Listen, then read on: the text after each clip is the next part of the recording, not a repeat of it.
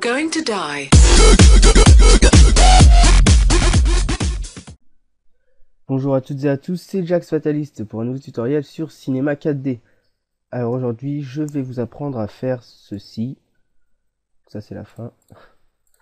Voilà, donc je vous apprends à faire ceci. Voilà, vous pouvez le voir, hein, il y a le Fatalist rouge de duo qui se désintègre en fines particules, enfin fines, en particules moyennes quand même, pour réapparaître de la même manière en dessous en bleu. Voilà, donc je vais vous apprendre à faire ça. C'est simple à faire, hein, c'est simple et rapide à faire. Simple et rapide à faire puisque ça repose essentiellement sur le module Expresso. Donc je vais vous apprendre à faire l'animation complète, donc avec le sol et puis la lumière et la réflexion. Donc on commence direct. Préférences de rendu, sortie, la petite flèche, film vidéo, HDLGTV 720 2997. Voilà, donc premièrement, on va commencer par créer. Donc là, on a un texte, le texte rouge et le texte bleu. Ça, c'est deux textes différents. Donc on va les créer. Donc mot graphe, mot texte, voilà. Donc vous modifiez votre texte hein, comme vous voulez. Fatalist sans E. Donc la profondeur vous l'augmentez à 65% et vous choisissez une police. Moi, je prends un police Batman Forever, c'est la plus classique. Donc, ensuite avec cette icône là, vous allez diminuer la taille de votre texte parce que vous n'avez pas besoin d'avoir d'énormes textes. C'est pas le but, du tuto et puis on va être trop d'espace. Voilà, donc là vous avez configuré votre texte, vous allez maintenant le copier, donc CTRL-C, CTRL-V, et vous allez le déplacer devant, voilà ici. Donc là, hein, je sais pas si vous avez vu, mais je n'ai pas pensé à vous le dire. Le premier texte que vous créez, vous le montez, vous le reculez et vous le déplacez sur la gauche pour qu'il soit vers l'arrière. Et ce texte, le texte du haut va être le texte de départ et ce texte-là va être le texte de fin. Voilà, voilà. Donc après ceci, on va sélectionner les deux textes et appuyer sur C pour les rendre éditables. Voilà. Ensuite, on resélectionne les deux textes, on va faire clic droit, sélectionner les sous-objets et on va réappuyer sur C pour rendre les deux textes éditables. Voilà. Maintenant, on peut renommer nos textes. Donc le premier, celui du haut, on va renommer 1, celui du bas, on va le renommer 2. Moi, je le fais des fois, vous pouvez ne pas le faire. Je remets dans l'ordre. Voilà. Donc sur le premier texte, vous allez faire clic droit, sélectionner les objets, clic droit, connecter les objets et supprimer. Donc là, on obtient un objet unique éditable. Oui, oulala, j'ai du mal. Un objet unique éditable, donc avec les propriétés d'éditabilité, d'édition. Et voilà. Donc vous allez refaire la même chose sur le deuxième texte. Clic droit, sélectionner les sous-objets et clic droit à nouveau, connecter les objets plus supprimer. Voilà, voilà. Donc là, vous avez vos deux textes prêts pour l'animation. Maintenant, on va créer l'effet de particules. Donc, on va aller dans la case simuler, Thinking Particles et géométrie de particules. Donc là, vous le créez et vous retournez dans le même menu, simuler, Thinking Particles, paramètres Thinking Particles. Et là, vous allez cliquer sur Global et le déplacer ici, dans le vide qu'il y a là qui correspond à groupe de particules. Voilà. Ensuite, vous pouvez refermer cette fenêtre. Et c'est maintenant qu'on utilise le module Expresso sur la géométrie de particules. Donc clic droit sur la géométrie de particules, propriété Cinema 4D et Expresso. Donc la fenêtre s'ouvre et vous avez un vide complet qu'on va remplir. Enfin remplir, on va y mettre des éléments. Donc, vous allez faire un clic droit, nouveau nœud de connexion, Thinking Particles, TP générateur et PBlurp. Ne me demandez pas ce que ça veut dire, j'en ai aucune idée. Pourquoi ils l'ont appelé comme ça, aucune idée non plus. Ça doit être un tri. Donc vous allez sélectionner vos deux objets qui sont éditables. Vous allez recliquer sur PBlurp et vous allez glisser vos deux objets que vous aviez sélectionnés précédemment ici, dans la case objet de Payblurb. Voilà. Et mettez bien vos objets dans l'ordre. Il faut que le texte du haut soit en haut et que le texte du bas soit en bas dans la liste ici. Comme ça, quand vous allez les sélectionner et les placer ici, ils seront dans l'ordre. Et ça, c'est très important pour l'avancement de la manipulation. Voilà, voilà. Donc, ensuite, vous allez réduire la fenêtre Expresso, ne pas la fermer. Ensuite, dans la case objet ici, vous allez sélectionner les deux objets et juste, vous allez changer ici quantité, vous allez passer à 1000 et épaisseur, vous allez mettre à 4,5%. Voilà. Donc ça, c'était pour modifier les deux objets. Et maintenant, on va rester sur l'objet 1. Sur l'objet 1. Voilà. Donc vous allez mettre la timeline à 0. Vous allez mettre la timeline à 0, oui, et vous allez y placer une keyframe sur la phase de morphing. Donc CTRL, vous restez appuyé sur CTRL et vous cliquez dans la petite case ici qui devient rouge. Donc sur la timeline, vous allez déplacer le carré vert à 90 et la phase de morphing, vous allez la mettre à 100 et vous allez recliquer sur le petit carré qui est maintenant jaune. Voilà. Donc c'est tout pour l'animation. Donc là, comme vous pouvez le voir, on a notre texte qui part d'un côté pour arriver d'un autre.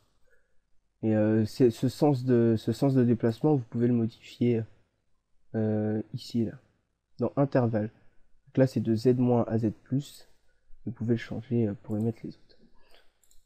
Autre chose, là, comme vous pouvez le voir, on voit encore nos textes de départ, nos textes de fin qui sont placés. Donc il faut les faire disparaître. Et pour cela, on va mettre ces 4 petits cercles là en rouge. Donc vous allez double-cliquer sur chaque petit cercle et les mettre en rouge. Donc le premier petit cercle, ça le fait disparaître de cet écran là, de cette image là, et le deuxième, ça le fait disparaître de l'image de rendu. Voilà. Et maintenant on peut bien voir le texte ici qui disparaît pour réapparaître ici. Et on va changer l'intervalle. Par exemple, je vais regarder, hein, Y plus et Y moins. C'est selon les axes. Et là, vous pouvez voir les petites croix blanches, c'est ce qui correspond à toutes les particules. On va essayer, il y a quoi encore? X plus à X moins. Ça, c'est assez freestyle, je trouve. Mais bon. Moi, je mets toujours X moins à X plus. Je trouve que ça rend mieux. Voilà, bon bref. Donc voilà. Là, vous avez fini sur la création de votre déplacement de texte par particule. Et maintenant, on va compléter ça par la petite animation que je fais tout le temps. Donc on va créer un matériau pour chaque texte. Donc on crée deux nouveaux matériaux. La couleur, vous mettez ce que vous voulez. Okay.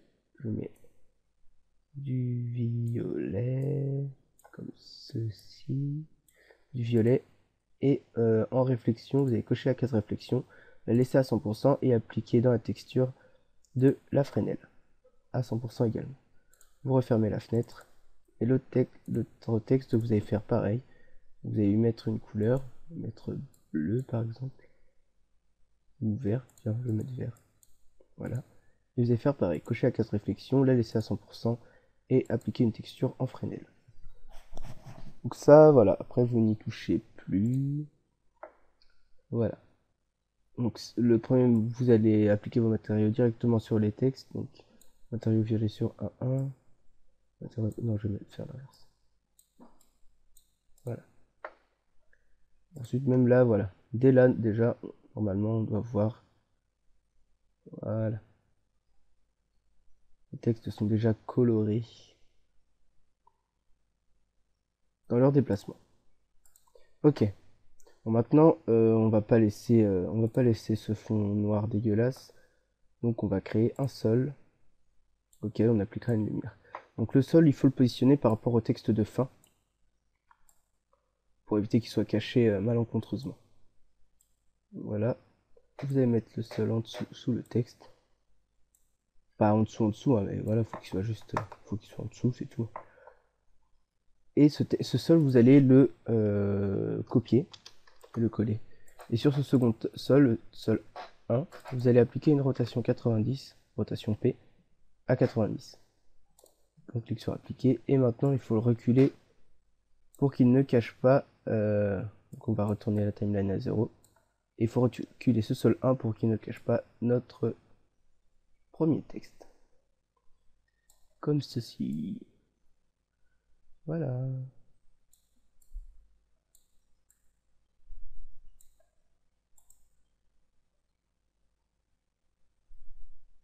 Voilà, donc là on voit bien l'animation qui se fait. C'est trop bien. C'est trop bien d'abord. Voilà. Maintenant, il ne nous reste plus qu'à colorer notre sol.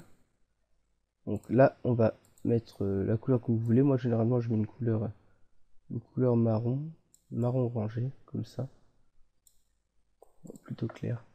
Enfin, ouais, plutôt clair. Et maintenant, vous allez cocher la case réflexion, mais là, vous n'allez pas laisser la réflexion à 100%, vous allez la passer à 12%. Et vous allez en faire de même pour la texture Fresnel que vous allez ajouter.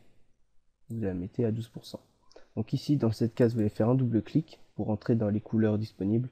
Vous allez double-cliquer sur ce petit carré noir et le changer afin d'y mettre la même couleur à peu près que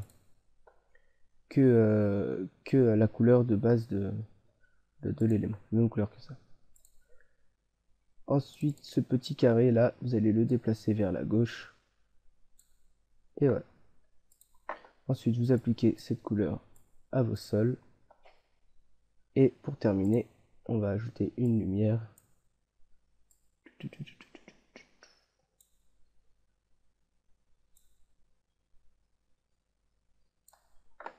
Et voilà. Et quand on fait le rendu actif, donc on doit avoir une réflexion sur le mur, petite, ou pas. Si, on en a une ici, on en a une petite qui est là. Bref, voilà quoi. Après, vous pouvez encore la baisser, hein, la lumière, ou la ravancer, c'est par là. Ou la ravancer, bon, bref. Voilà quoi. On regarde à la fin, hop, ici. Voilà, on a la réflexion qui est là. Et puis voilà, je trouve que 65 quand même, c'est un peu gros pour une profondeur. Mais bon, on va laisser. Donc à la fin, vous lancez le rendu et vous avez ce rendu là. Enfin oui, là vous allez, si vous avez suivi exactement avec le même texte, le même intervalle que moi, vous allez retrouver la même vidéo que moi avec votre texte, bien sûr. Voilà. Donc ben là le tutoriel se termine là-dessus. Donc j'espère qu'il vous aura plu, qu'il vous aura aidé. Hein. N'hésitez pas à l'ajouter à une de vos intros. Puis à faire des tests. Hein. Faire des tests avec différents textes, différents intervalles. Voilà. Donc si vous avez des questions, n'hésitez pas à m'en envoyer sur ma chaîne YouTube Jax the Fatalist ou sur ma page Facebook Jax Fatalist HD. Sur ce, je vous dis à bientôt pour un nouveau tutoriel ou un nouveau commentaire, une nouvelle vidéo commentée sur un jeu de PS3. Et comme je le dis tout le temps, aimez, créez, partagez et prenez soin de vous. Salut!